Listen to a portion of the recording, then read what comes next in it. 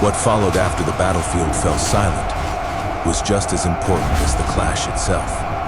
Victories do not end wars on the field alone.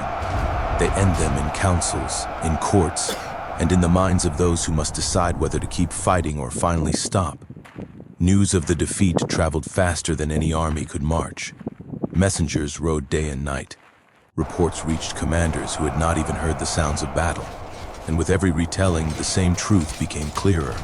A force 10 times We must larger consider had their failed, flanking maneuver through not this gradually, valley. But not what if they honorably, anticipate but that and set an ambush decisively. here at the narrow pass? For leaders who had diversionary relied force on could draw them numbers out. as their greatest advantage, this was a shock that could not be ignored. Confidence collapsed far from the battlefield. Plans that depended on overwhelming force suddenly seemed fragile. Allies began to question whether continued support was wise. Neutral powers quietly adjusted their positions, sensing that the balance of strength had shifted. The smaller army understood this immediately. They did not rush to celebrate. They secured supply lines. They reinforced key positions. Discipline remained absolute. Victory was treated not as an ending, but as leverage. Their commanders knew that the real battle now was psychological. Across the region, soldiers from the defeated army told the same story.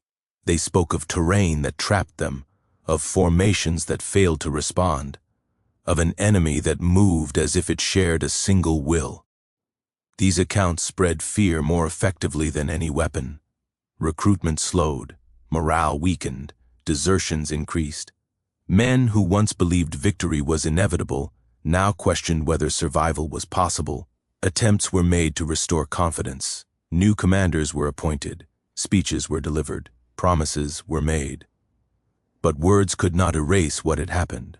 The memory of that single moment, the countercharge, the collapse, the retreat, remained vivid. Military councils met repeatedly. Maps were spread across tables.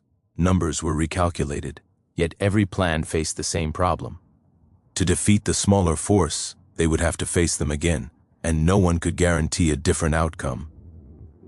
The truth settled in slowly and painfully. Continuing the war carried more risk than ending it. Meanwhile, the smaller force leveraged its success carefully. They did not overextend. They avoided unnecessary engagements.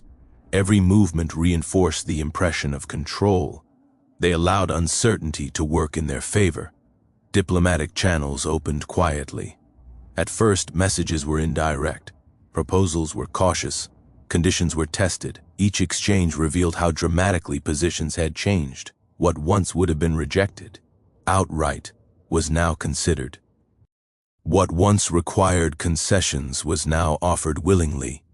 The decade-long conflict was nearing its end, not because one side had been destroyed, but because one side had lost belief in victory. Historians would later note how unusual this ending was. There was no final catastrophic battle, no complete annihilation. Instead, there was acceptance. Acceptance that the rules which had governed the war no longer applied. The smaller army's victory became a case study in restraint. They had won by choosing where to fight, when to strike, and when to stop.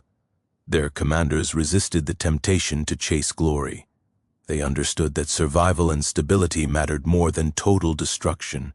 For the soldiers themselves, the aftermath was quiet. There were no grand celebrations. Many had expected not to return home at all. Now they did so slowly, cautiously, unsure how to process what they had achieved. Communities welcomed them, not as conquerors, but as survivors. The war had taken too much for triumph to feel simple. On the other side, the defeated army returned with a different burden. Shame weighed heavier than loss. Veterans struggled to explain how such overwhelming strength had failed. Officers replayed decisions endlessly, searching for the moment when control slipped away. That moment always led back to the same point: the charge, the break, the realization. Military thinkers across regions began to study the battle in detail. They analyzed how terrain had neutralized numbers, how cohesion had defeated mass, how leadership had transformed limitation into advantage. Training methods changed, Emphasis shifted from sheer size to discipline and coordination. Smaller, more flexible units gained importance. Commanders were taught to read landscapes as carefully as enemy formations. The battle reshaped doctrine far beyond the war that produced it. In the years that followed, conflicts were planned differently. Leaders remembered that overwhelming force could fail if applied carelessly. They remembered that morale could decide outcomes faster than weapons. And they remembered that hesitation could be fatal. The war officially ended not with a dramatic announcement, but with a series of agreements that quietly brought fighting to a halt.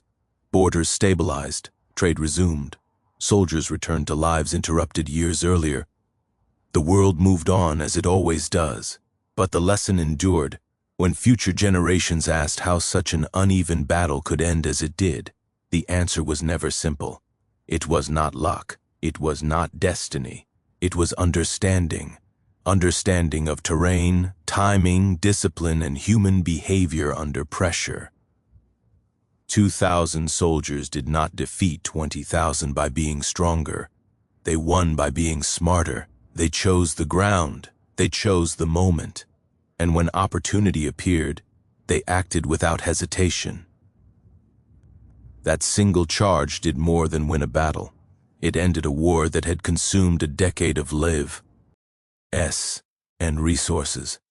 It proved that history does not always favor the largest force, but the most decisive one.